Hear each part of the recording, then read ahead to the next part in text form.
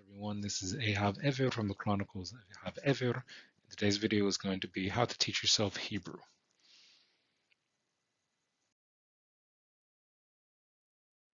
So every once in a while, I get questions on exactly what kind of books a person should use or what kind of resources a person should use to learn the Hebrew language. To just start off with, I've presented this in a previous video because sometimes I also get the question of why do I push so hard on the idea that in order to understand the Tanakh correctly, a person has to know Hebrew. And one of the reasons is simple because, as Gregory, I think Rabasa is his name, mentions that a translation can never equal the original. You can approach it, and its quality can only be judged as to the accuracy by how close it gets. So essentially, one of the things I always tell people is if you really want to know what a text says, you should try to learn the language it comes from. So here's my kind of, if you will, short process for the way I suggest to people to learn Hebrew, especially those who don't live in a Jewish community or don't have a Jewish family who speaks Hebrew.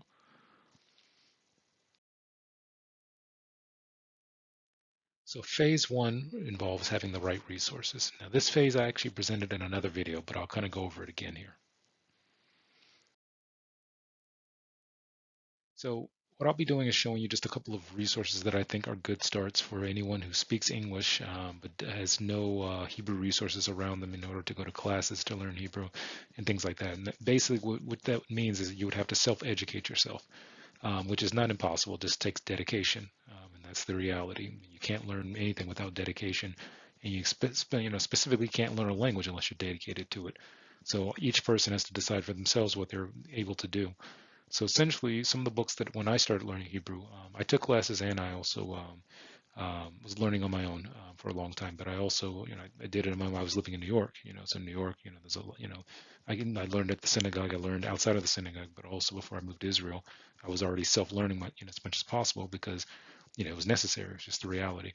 So these are some of the books that I kind of suggest that people can use, and even these are not the only books, but these can give you a good start. Hayasod, which is on the left, for example, kind of starts off with a person from the basic bare minimum, which is learning the Hebrew alphabet and trying to learn pronounce it. The 500 Hebrew verbs helps a person learn how to construct sentences based upon how the verbs work, because that's a big part of how Hebrew works. Hebrew is understood properly when you understand certain verb tenses, which has a structure to it, which is ancient, so that even modern Hebrew uses the same structure that existed several thousand years ago in the language. And then even children's books, it doesn't matter which one it is, it can help a person get a good idea of how to progress. So then the next thing is a person, of course, would need dictionaries, lexicons, and things like that, as well as the book on the right, which you see in Hebrew is Milon Chazuti, which basically is a type of dictionary that uses pictures based upon particular trades and functions within a trade. So for example, there's a section of it that deals with cars, there's a section of it that deals with houses, kitchens, pretty much any kind of area of either expertise or just even anything found socially. They have like a picture and the word associated with it. So these are resources that a person would have to have. And a person may say, well, it costs a lot of money, doesn't it, to buy all these books? Yes. Learning a language costs money. That's just the reality of it. If you didn't grow up with it, if you don't have Jewish family members who speak the language, then you will have to invest some time and money into trying to learn the language, especially now with Corona, depending on where you live. You may only have that as your option if you're not next door to a place where you can pretty much go and learn the language. I mean, so, I've got family members, who grew up in the Jewish community in America and stopped speaking Hebrew at a certain point, and some of them only learned it as a kind of language only used in the synagogue or in school, for example. Where I was like learning it outside of that environment, and then also when I moved to Israel, I had a lot of learning that I had to do here. So that's just the reality. You want to learn a language, it takes investment, it takes time. So the next step is textual interaction.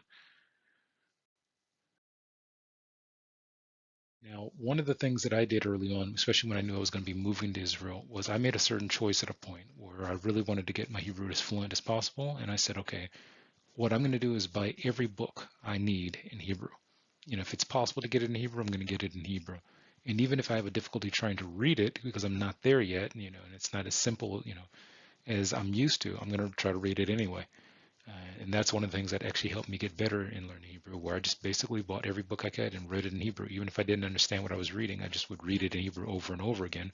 And eventually, as I got better at Hebrew, I started understanding books that at one point, let's say I bought a book in 1 year, and then like a year or so later, eventually I'm reading it. I'm like, oh, I'm starting to understand this now.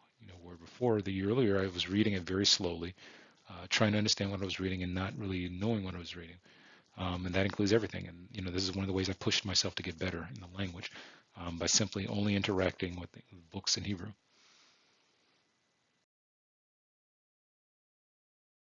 So again, what that meant was that maybe that I had some book for that first year or two when I bought it at that time, where I may not have understood what I was reading at all. It may have been something like, oh, I didn't learn anything from the book outside of the experience of learning how to read. And over time, there were books that I remember at one point, I was sitting at home and I was thinking, man, I really wish I had this one book because I think I heard it has this in it. And then I looked on the shelf, I was like, oh, I already have it. I just said, I just didn't have the ability to read it at one point. I picked it up off the shelf, looked at it, I'm like, oh, now I understand what I'm reading here. Where about a year earlier, I didn't understand what I was reading at all, and I just put it on the shelf and left it there.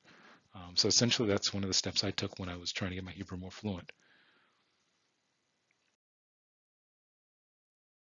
Now, the next thing I did, at one point, was I started listening to videos on YouTube that were only in Hebrew, with no English translation, no English subtitles whatsoever. And I kept watching, I had like a list of videos I just kept watching over and over again, especially people who would speak at a high level of Hebrew. What that forced was it forced me into a situation where I was interacting with the language in a way to where it was more natural, with the way people speak it, rather than listening to a bunch of little kiddie stuff, which was kind of lower level, like learning.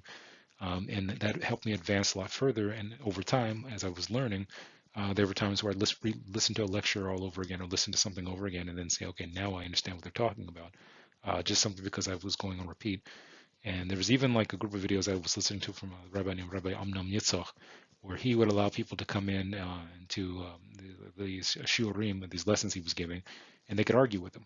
They could simply, somebody could come in and say, I don't believe what you're saying. Doesn't make any sense. You're wrong. And he would like debate with them, discuss with them openly, and he would have like a Q&A where anybody could come in and just like, say what they wanted to say. And I learned a lot of Hebrew just from having those interactions.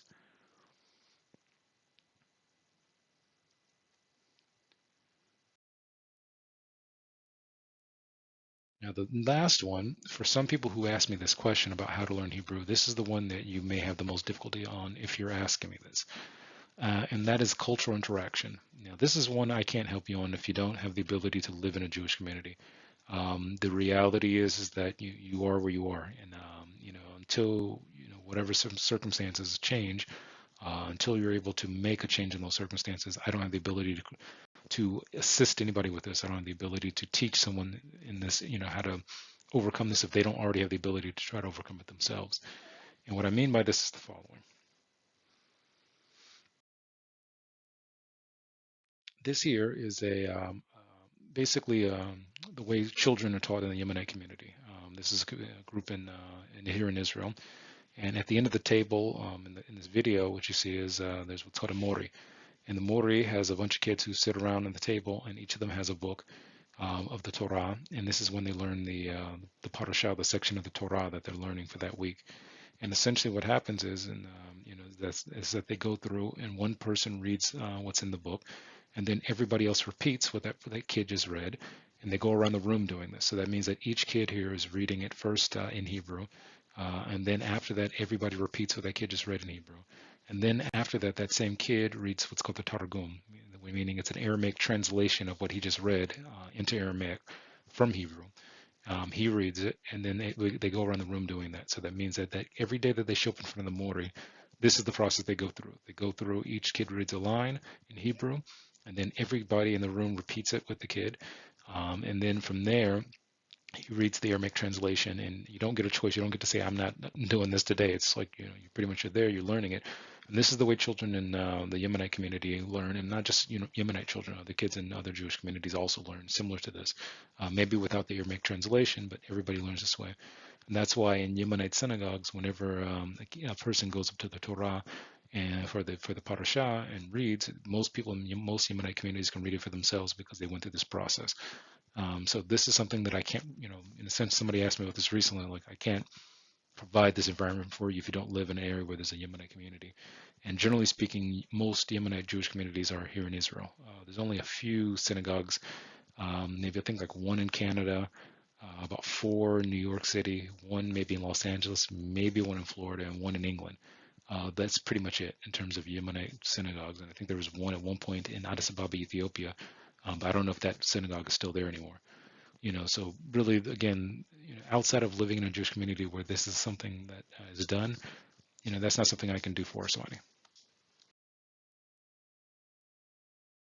So in conclusion, um, I'll be quite honest with you. There's a lot of different ways a person can learn the language. I mean, the best option, of course, would be in an environment where the language is being used and spoken. Um, Outside of that, I mean, again, I'm just giving suggestions here, and a person has to come to their own conclusions. But